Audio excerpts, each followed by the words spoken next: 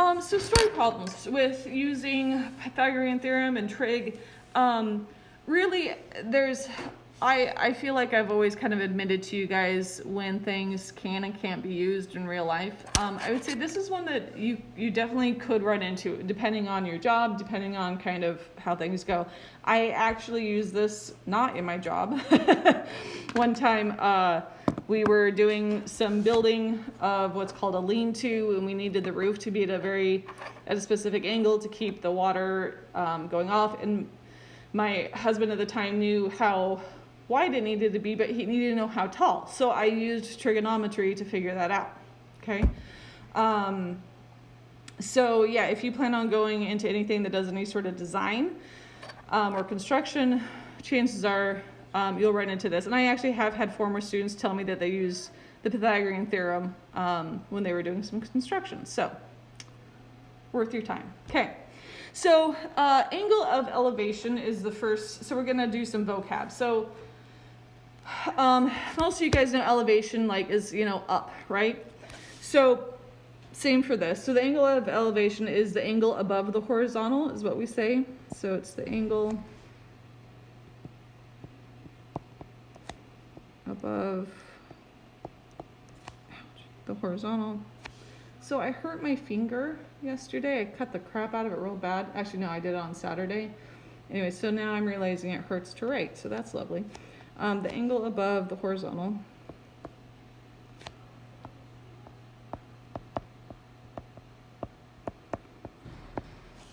And so what I mean by this is we have, our horizontal there. And so as we go up, that's the angle of elevation.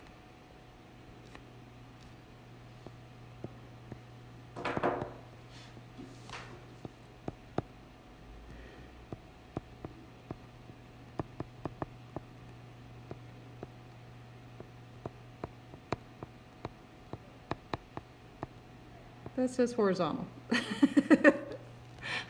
Okay. And so that one's pretty intuitive. Most students remember that one okay. The next one, though, angle of depression. So depression means to something's going down, right? So it's the angle below the horizontal. So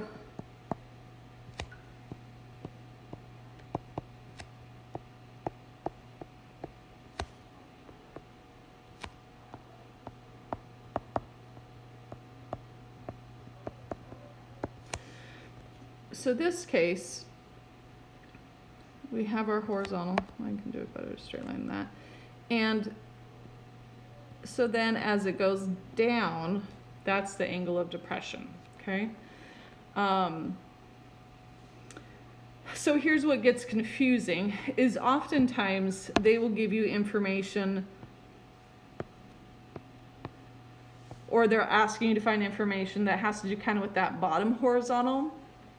And we need to remember that it's going from top down for depression. But reminder, though, that angle is actually congruent to that one, right? So when we have two parallel lines cut by a transversal, so those horizontal lines cut by that segment that's creating the angles, those angles end up being the same. So what's kind of weird is the angle of elevation and angle of depression end up being congruent to each other as long as you draw them correctly and you're looking at the right ones, okay?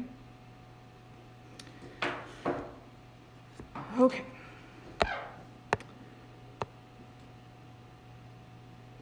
All right, so for example A, you stand 45 feet away from a tree. The measure of angle elevation from the ground to the top of the tree is 59 degrees. We want to find the height of the tree. So I always draw pictures. So we've got our tree here. We don't know the height of the tree. That's what we're looking for. So I'm going to call that H for height. Then I know that you are standing 45 feet away. That is not a 45. Hold on, I don't even know where that came from. Whew. 45. Okay. And it says that our angle of elevation from the ground to the top of the tree, I'll do this. So the angle of elevation is 59 degrees.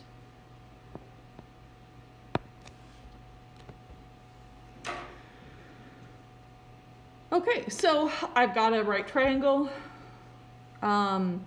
So I need to identify what side is opposite, hypotenuse, adjacent, all those.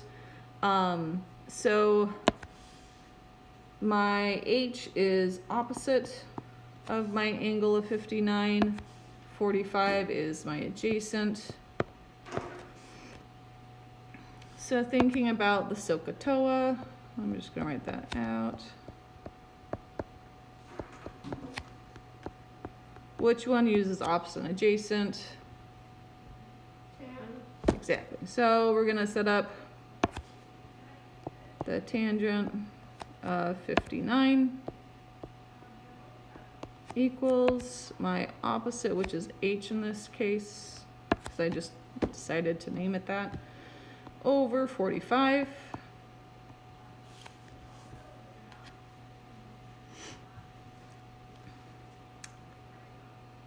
So to solve for H, 45 is being divided, so I multiply each side by 45.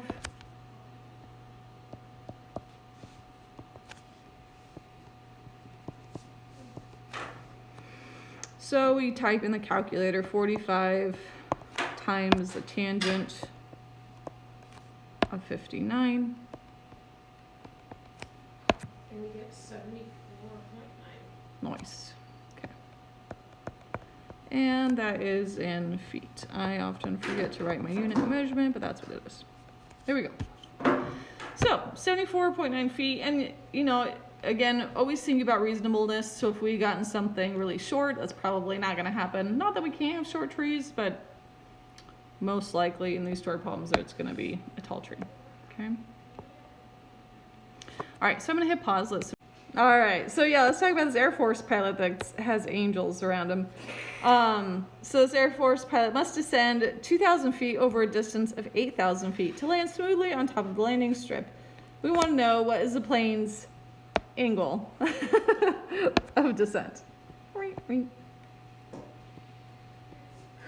fucking job. That's what I get for not proofreading all my stuff, huh? Yeah, good job. All right, so,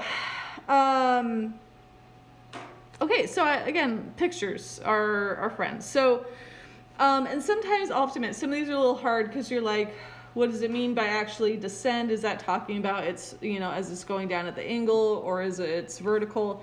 Descent, the full descent is, we're talking about the vertical. So they're gonna go down 2,000 feet over a distance of 8,000 feet. So here's where it gets a little tricky. So we want to find the angle of descent. So the angle of depression is really what we're asking for. So the angle of depression goes from horizontal down, right?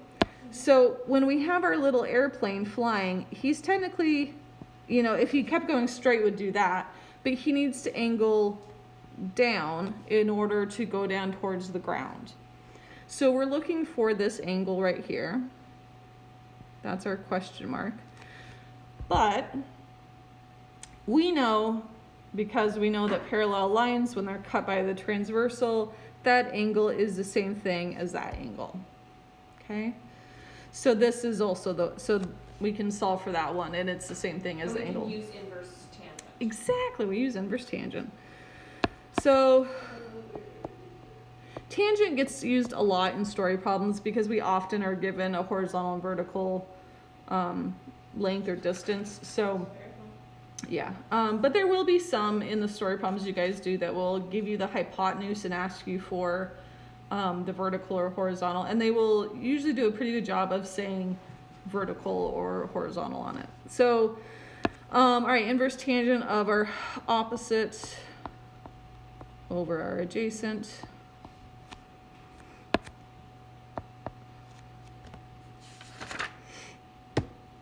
So when we do that, we get approximately, maybe it's exact, actually, I don't remember. It's been a while since I calculated this.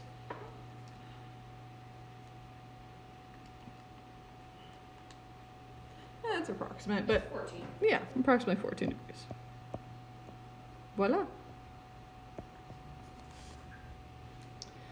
Okay, so, you know, just like solving the problems in the past, you're gonna get a mixture of ones that are gonna ask you for sides, some are gonna ask you for angles. Because I have the answer key, it's gonna be a nice mix, and I've decided to be nice to you guys.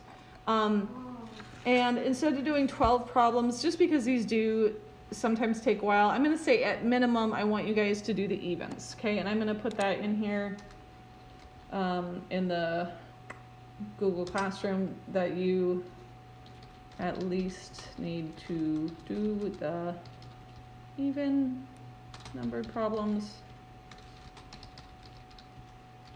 for this. Oh, interesting, what is that? Oh. For this to be considered done. Okay, so because it is a worksheet, I can't track how you're doing, which drives me absolutely crazy, but yeah, go ahead and try the evens. I'm happy to help you set up the story problems, at least in the, you know, give you a hint of how to set them up. But eventually you guys need to be able to set them up on your own, because, you know, test will come up. Yeah,